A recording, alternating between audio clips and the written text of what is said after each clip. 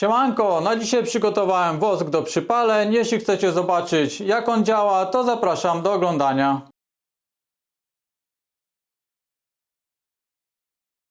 Jest to wosk twardy. Przyznam szczerze, że nie wiem, czy jest to jeszcze gdziekolwiek do kupienia w Polsce.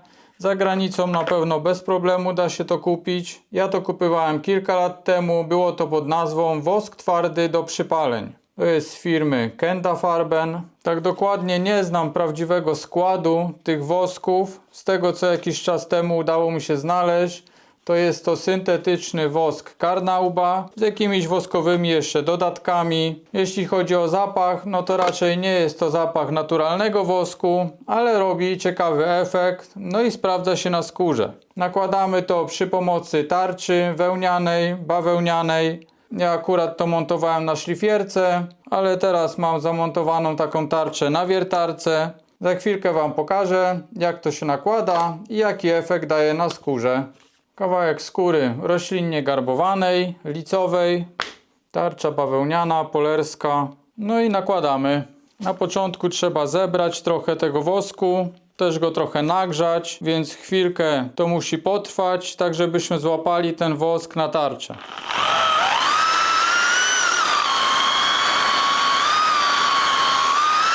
Jak widać, jest to bardzo twarde. Można powiedzieć, że coś na wzór żywicy. Ciężko się to zbiera. Trzeba tutaj trochę dać prędkości, lekko docisnąć, żeby to się zagrzało i zebrało na naszą tarczę.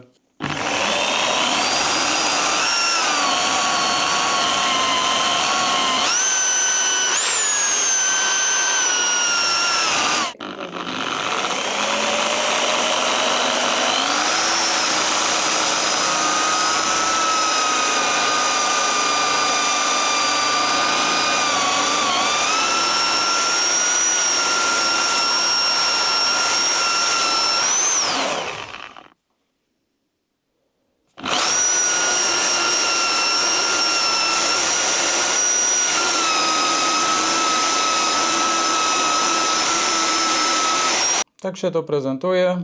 Fajny połysk jest po tym. Nie plastikowy, ale neutralny. Dodatkowo nasza skóra jest od razu wykończona.